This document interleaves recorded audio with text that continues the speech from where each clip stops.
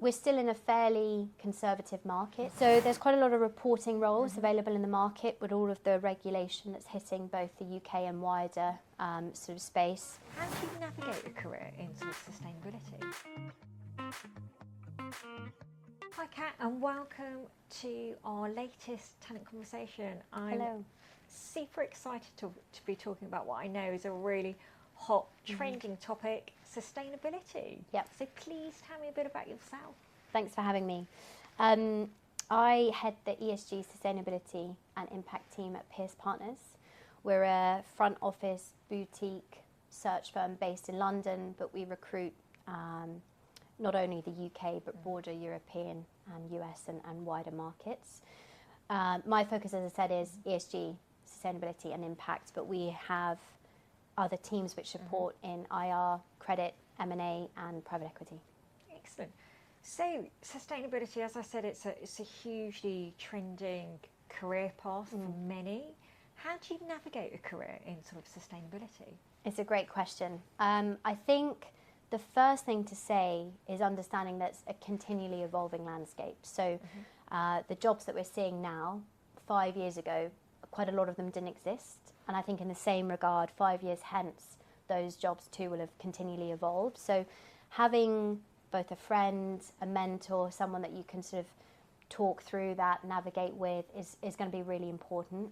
And finding ways where you can stand out in that market. So upskilling, continually sort of networking, all those things are going to be really, really useful as well. I can imagine, because it is so fast evolving, that there are challenges that come with that. Sort of, what would you define as being the challenges from a candidate perspective or a job seeker perspective, and what can they do to overcome them? I think we're still in a fairly conservative market. 2023 in particular was, from a recruitment standpoint, was probably the worst. For the first half of this year, we're seeing roles that maybe are business critical, a bit of attrition coming through. The second half of the year, I predict, is very much going to follow the same pattern as last year, which are going to be the more strategically created roles. Those are really going to come to fruition. In terms of sort of the type of opportunity, there isn't still that same demand at the senior level, so 7+ years experience. It's still pretty competitive, and as we said before, finding ways where you can stand out in quite a competitive market is going to be really important. Also finding a recruiter, someone like myself, that you can really sort of partner with to help navigate that market is going to be really crucial too, to keep you abreast of all the challenges, updates, all the funds that are launching, all those exciting opportunities. And so what would you say specifically are the really sort of hot or really in-demand roles that candidates should be aware of? So there's quite a lot of reporting roles available in the market with all of the regulation that's hitting both the UK and wider sort of space.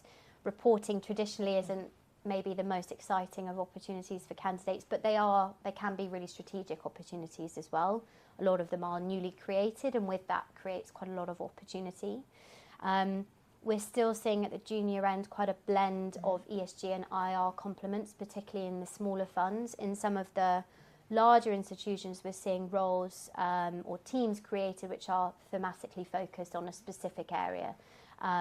So those are new opportunities as well. Impact remains probably the most sought after market, but it's quite hard from an entry point. Probably less so at the junior level, but it still remains one of the biggest interests for us as candidates. I can imagine. And what do you forecast for sort of 2024 and beyond? It's a really good question. I think we're still going to see quite a lot of newly created positions. So as teams continually embed ESG into their investment decisions and into their more strategic and sort of front office roles, that too will create opportunity. Whereas previously perhaps it had been a little bit more operationally sort of situated. We're seeing those kind of roles created. Well, thank you so much for joining me. Thank you for having me. Talent conversation. Thank you.